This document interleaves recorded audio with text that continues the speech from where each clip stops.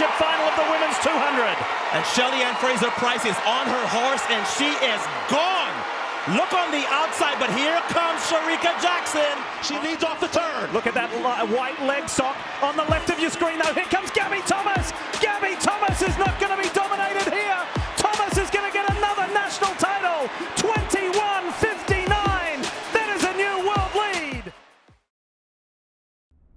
What up, YouTube? Teamwork makes the dream work. That's a common saying we hear all the time. But I want to focus on these two athletes that obviously have a great team around them.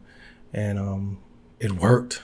It looked good come these 200s when they both exchanged world leads within hours of each other. So we'll start with Gabby Thomas. Started out the season off building for what we witnessed in the U.S. trials.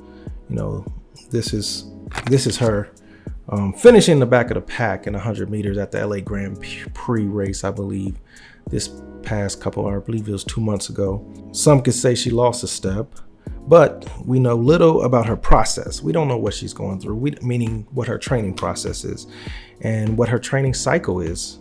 So we don't know much. We're just watching the race, and I always pay attention to all the athletes. So when I saw that, I was like, it's a little different.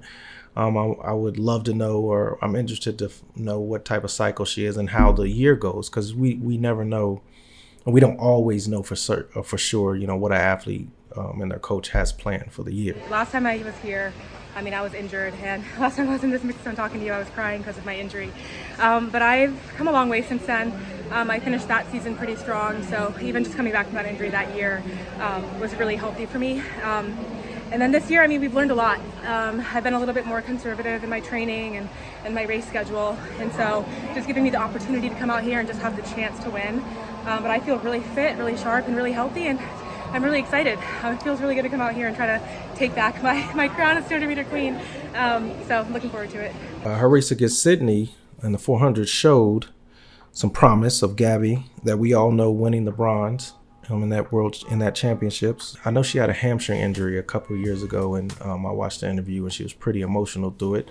2 weeks ago, I was in practice and we were training and, just pushing the limits, getting ready for Worlds and getting ready for these trials. And I pulled up and strained my hamstring, and exactly two weeks ago today, I found out it was a grade 2 hamstring tear.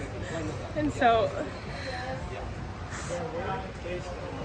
for her, in that 400 against Sydney, I was like, okay, there's Miss Thomas. I was excited to see that race. Her running 400s this year and just focusing on the 200 and the trials blessed us with an amazing world lead, like I said earlier. She usually runs the 100 meters at championship trials, but this year she didn't. She just focused on the 200, and boy, were we excited, or was I excited to watch her storm down the track and go to that world lead. I think the clock's at 21:59. I was excited, but 21:60 is still moving. 21:59 is still moving too. But anyway, it's all fast. It's all exciting. This other athlete, y'all know, Shericka Jackson, building through the season has been interesting to watch as well. I've been watching her closely just from watching her last year and what she did, and amazed us all with her wonderful ability.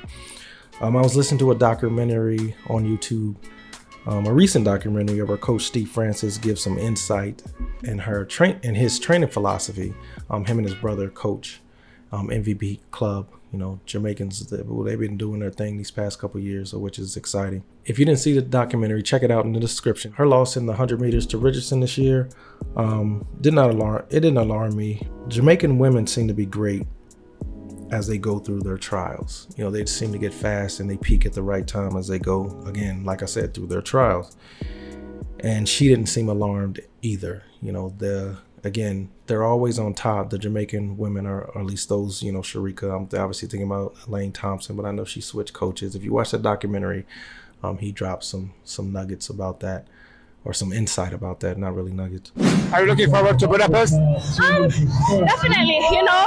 I think back in 2019, I ran 400 and I just changed to the sprint like 2021. So it's not taking a toll on my body just yet because I'm fresh to the event and I just enjoy the moment.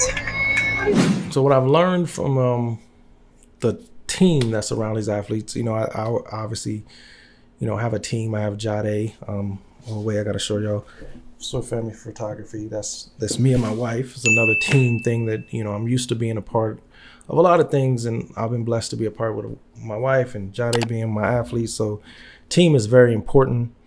People around you are very important as well. Getting back into the video, I had a little plug that I had to do. But anyway, no athlete likes losing, but losing is a part of the process, you know, especially when it comes to sports. You know, that is a part of sports. You win some, you lose some, as they say. But having a strong support system is what we need to accomplish our goals. Like I said, I have one around me. Thank you for the support. But these two athletes have, obviously, you know, from my perspective, it seemed like to be a great support system around them. So that's what Conscious Athlete's about. That's the conscious side. Peace out, YouTube.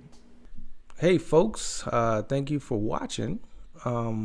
Like, comment, subscribe. Oh yeah, hit that bell.